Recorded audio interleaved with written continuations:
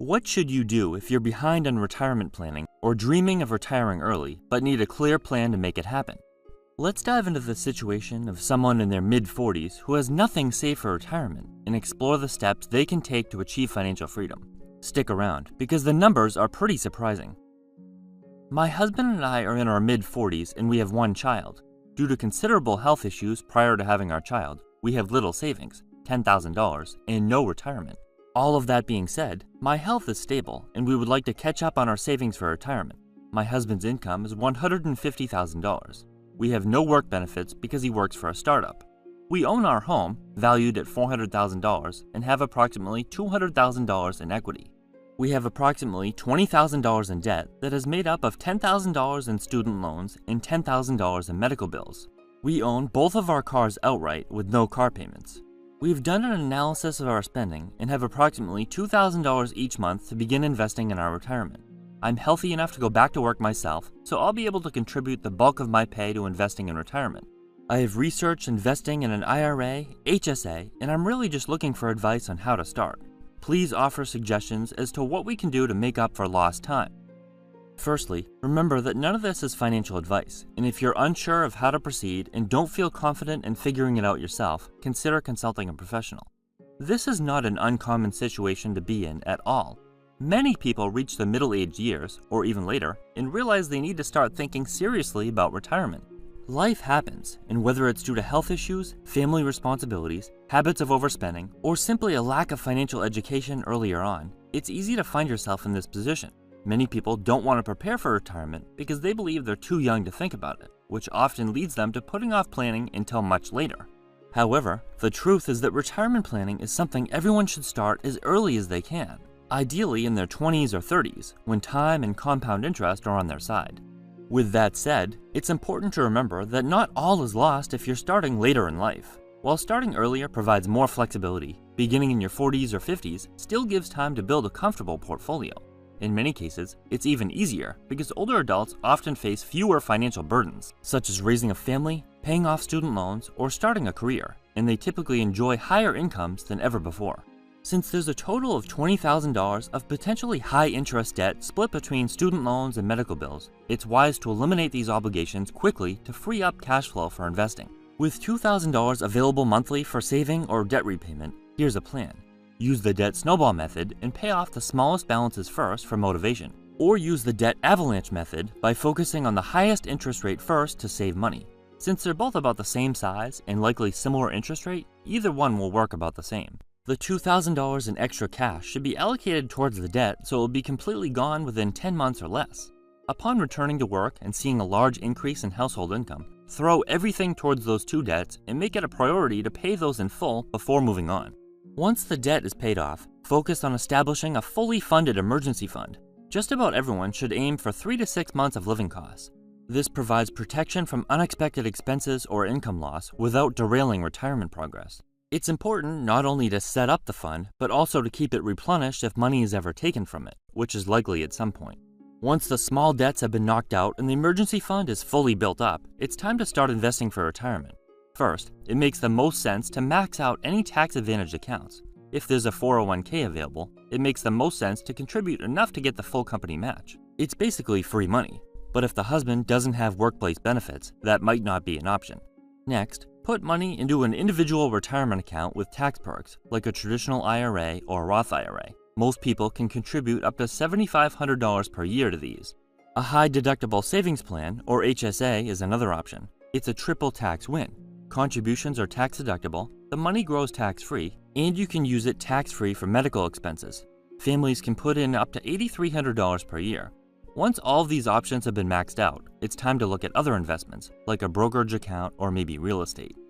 When it comes to what to invest in, it makes the most sense to put the money into a good mix of growth and stability. The objective is to grow their money enough to reach their retirement goals without risking everything on something too speculative or high risk. A great starting point is the S&P 500, which has historically delivered average annual returns of over 10%. Investing in the S&P 500 provides exposure to over 500 large, well-established companies across a wide range of industries. These companies are chosen for their consistent earnings growth and profitability, making the index a reliable option for long-term growth. It's a straightforward way to invest in some of the most successful companies in the US without having to pick individual stocks or worry about too much volatility. Even Warren Buffett, one of the most well-respected investors of all time, recommends the S&P 500 as the go-to option for most people who want to grow their wealth steadily over time. It's simple, diversified, and has a long track record of delivering solid results, making it a smart choice for anyone looking for both growth and peace of mind. How much money will they need to maintain their current lifestyle during retirement? To figure that out, let's assume they want enough retirement income to replace the husband's current income, which they're living on now, minus the $2,000 per month they plan to set aside, so $126,000. We'll estimate that between the two of them, they'll receive the average Social Security benefit, about $2,000 per person per month. That's $4,000 a month or $48,000 a year from Social Security. If their total need is around $126,000 annually and $48,000 is covered by Social Security, that leaves $78,000 to be covered by their portfolio. Using the 4% withdrawal rule, they'd need a nest egg of $1,950,000 to generate that $78,000 per year. While that sounds like a lot, it's not unrealistic. Right now, they're able to invest $2,000 per month, and soon they'll have another income to help. To hit the nearly $2 million goal, adjusted for a 3% inflation rate, they need to invest roughly $4,000 per month with increases for inflation for 20 years in something like the S&P 500, or an asset averaging a 10% annual return. That would put them in their mid-60s, with the nearly $2 million they need to retire comfortably. With the husband currently able to contribute $2,000 per month, that leaves $2,000 more needed, which should be easily doable upon the wife's return to work. These numbers, of course, do not account for taxes during retirement because everyone's situation is completely different, but their total retirement income will match their total income now, minus their monthly retirement contributions. While retirement is a major financial goal, it's just as important to stay on top of short-term financial needs. For example, saving for big expenses like a new car, home repairs, medical bills, or vacations is just as crucial as planning for the future. These kind of expenses often sneak up on you, and if you're not prepared, you might find yourself tapping into your retirement savings or relying on credit cards and loans to cover them. Even routine things like car maintenance or household items that need replacing can add up quickly. If you don't set aside funds specifically for these types of costs, you may end up going into debt or losing out on opportunities to save for retirement. It certainly wouldn't make sense to sock every last penny into retirement and then be forced to withdraw it and be subject to penalties and taxes. Having a plan to save for both the inevitable and the unexpected ensures that you'll have the cash when you need it without derailing your long-term financial goals. Don't overlook the importance of staying healthy. After all, money is nothing without good health. What good would retirement savings be if you're not around to enjoy it? Everyone should do what they can to stay proactive about their health. Regular exercise, a balanced diet, and managing stress. These will help prevent costly medical issues down the road, in addition to quality of life issues.